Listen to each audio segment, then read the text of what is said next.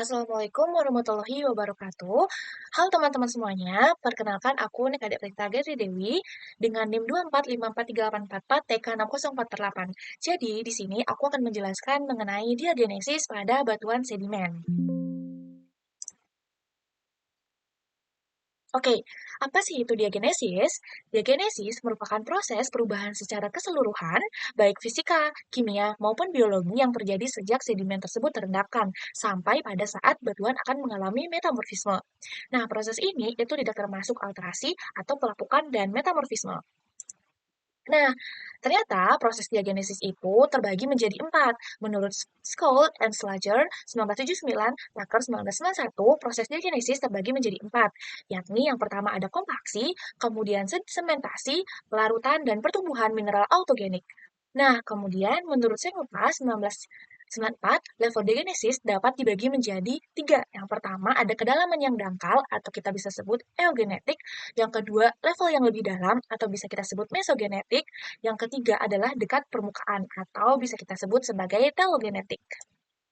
Nah, yang pertama kita akan mengetahui bagaimana sih proses diagenesis, khususnya bagian kompaksi atau pemampatan. Kompaksi itu dihasilkan oleh tekanan beban statis atau overburden selama penguburan endapan, akan menjadikan berkurangnya volume dan meningkatnya density batuan. Kompaksi ini akan diikuti oleh keluarnya air formasi dan pengurangan porositas batuan. Nah, di gambar contohnya yang ini, itu terlihat bagaimana proses si kompaksi tersebut. Jadi, ketika batuan dia mengalami tekanan, batuan yang atas itu akan menekan batuan yang di bawahnya, sehingga jadinya mereka tuh akan selalu terlalu berdekatan dan mengalami kompaksi atau batuan tersebut menjadi kompak. Nah, kemudian ini juga ada uncompacted. Jadi, uncompacted itu dia lebih renggang matnya ini, kemudian next ada compacted. Jadi mudstone itu dia akan terkompak, terpadatkan gitu loh dia, lebih singkatnya. Nah, kemudian apa sih yang terjadi ketika adanya kompaksi? Nah, awalnya itu butiran-butiran itu dia point kontak, jadi agak menjauh, nggak saling bersentuhan. Nah, ketika dia ada tekanan, itu tuh dia perlahan menjadi long kontak, jadi mulai bersentuhan antara butirnya. Nah, seiring tekanan meningkat, kayak overburden gitu, seiring batuan yang di atasnya menekan batuan di bawahnya, itu akan membentuk suatu concave convex contacts. Jadi, batuan-batuan itu udah saling bersentuhan, kayak saling mengunci gitu loh, karena dia udah mengalami overburden yang meningkat. Nah, selanjutnya, saking meningkatnya overburden tersebut, muncullah sutured context. Jadi kayak udah saling memakan butiran tersebut. Jadi makin kompak dan makin membentuk suatu batuan sedimen.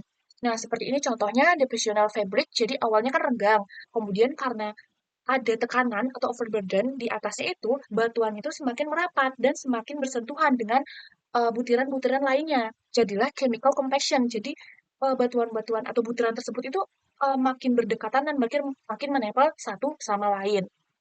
Nah, dalam sayatan tipis atau thin section, kita bisa melihat butiran-butiran tersebut seperti ini. Yang pertama kan dia long contact, itu jadi udah mulai ada overburden itu. Kemudian di bawah tuh concave convex contact tuh dia udah mengalami overburden yang meningkat. Jadi dalam thin section tuh kita akan bisa melihat butiran tersebut itu saling memakan butiran lainnya. Itu karena adanya overburden atau tekanan yang berada di atas butiran-butiran tersebut. Next, nah contoh nyata itu bisa kita lihat dari styolites. Jadi styolites itu apa sih? Itu merupakan contoh pelarutan karena tekanan yang berbentuk permukaan tidak teratur dengan komposisi lebih besar berupa material endapan. Jadi ini tuh karena dia atasnya tuh lebih berat daripada bawahnya. Jadi dia mengalami suatu tekanan yang disebut sebagai stylolites. Nah, proses diagenesis yang kedua itu ada namanya sementasi. Sementasi ini apa? Sementasi ini merupakan pelarutan umumnya terjadi tanpa tekanan yang tinggi dan diikuti oleh pengendapan kimiawi atau presisipasi untuk membentuk semen atau kita kita bisa sebut mineral autogenik. Contohnya seperti apa? Yang pertama kayak kalsium karbonat, itu bisa jadi sperry or micritic kalau misal kita lihat di thin section. Yang kedua ada silika kayak commonly microquartz, and the last is clay minerals. Nah, sementasi itu adalah merupakan proses di mana mineral yang terendapkan secara kimiawi dari fluida yang berada di dalam pori dan meliputi permukaan butiran atau endapan kimia yang bertambah sebagai pertumbuhan pada butiran mineral yang sudah ada. Nah, tipe semen yang dapat mengisi butiran tersebut tuh apa aja sih? Itu jenisnya ada semen kuarsa, semen karbonat, semen mineral lempung, kemudian semen feldspar, semen pirit pun bisa juga, sama semen anhidrit.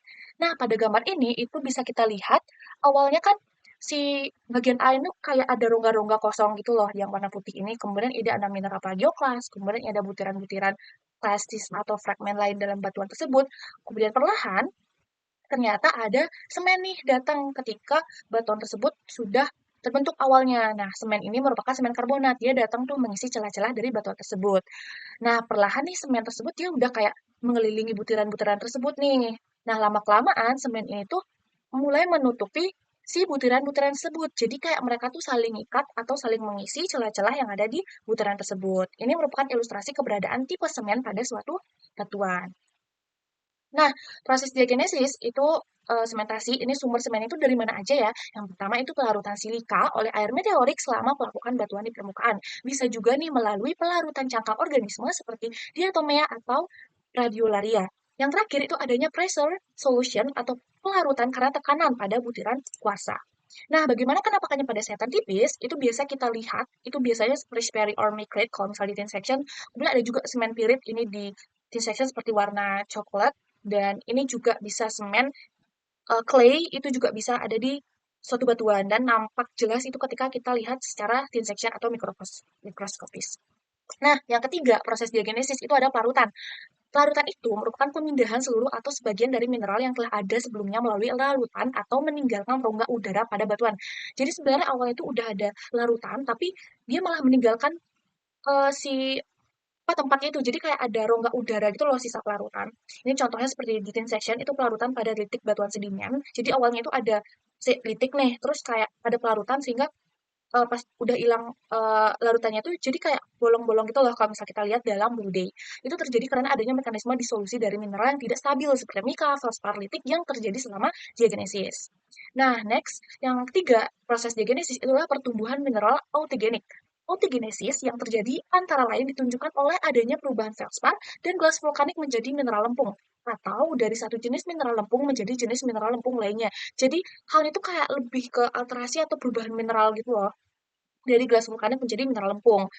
Nah, seperti ini contohnya. Jadi kayak mineral tuh udah mau berubah menjadi mineral lempung. Jadi kayak nggak mineral sebelumnya tuh kayak nggak kelihatan jelas gitu loh kalau misalnya di thin section. Nah, kemudian ada level diagenesis nih. Level genesis itu apa aja? Yang tadi udah aku sebutin, itu yang pertama atau eugenetik, itu ada kedalaman dangkal. Itu tahap awal diagenesis yang terjadi di dekat permukaan atau kedalaman dangkal itu sekitar kurang dari 200 sampai 1000 meter dengan tekanan dan suhu yang rendah. Jadi nggak terlalu tinggi gitu loh tekanan suhunya. Nah, proses utama itu meliputi kompaksi mekanis, presipitasi semen karbonat orsilika, pembentukan pirit juga, dan degradasi organik oleh bakteri, di mana sedimen masih dipengaruhi oleh air meteorik. Yang kedua, itu mesogenetik atau levelnya lebih dalam dari eugenetik. Tahap diagenesis mendalam biasanya lebih dari 1000 atau 2000 meter hingga 5 sampai 10 km pada suhu 50 sampai 150 derajat Celcius dan tekanan tinggi. Dominan proses kimiawi seperti disolusi or dissolution, rekristalisasi kuarsa, transformasi smektit menjadi ilit, dan pembentukan semen kuarsa atau zeolit terkait pemakaman sedimen di cekungan. Kemudian yang telogenetik ini dia udah dekat permukaan atau bisa kita sebut sebagai tahap akhir dari proses atau level diagenesis. Nah, kemudian ini resin genesis itu menjelaskan diagram atau grafik ini kan menjelaskan kalau misalnya diagenesis itu terjadi pada suhu dan tekanan yang lebih rendah. Kalau misalnya suhu naik, itu dia akan mengalami kontak metamorfisme. Seperti itu. Nah, kemudian ilustrasi diagenesis itu seperti ada deposisi. Jadi kayak pertama itu deposisi, terus kemudian ada levelnya eugenesis, itu udah mulai proses burial atau apa namanya penguburan pemakaman gitulah. Kemudian next ke efektif burial itu mulai efektif dia penguburannya. Kemudian kita lanjut ke mesogenesis. Mesogenesis itu udah proses dari compaction and cementation. Nah, kemudian uplift deh dia terangkat, kemudian jadi last is telogenesis. Jadi habis telogenesis udah bisa lagi back to weathering, erosion, and kembali lagi deposition. Jadi kayak ngulang aja gitu, kayak rock cycle. Oke, sekian dari penjelasan saya mengenai diagenesis batuan sedimen. Terima kasih.